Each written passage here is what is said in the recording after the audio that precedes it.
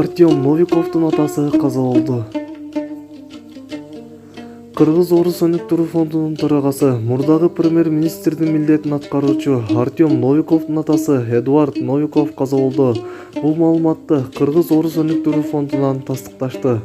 Маалыматка ылайык, Эдуард Новиков кечээ 15-июл күнү каза болгон.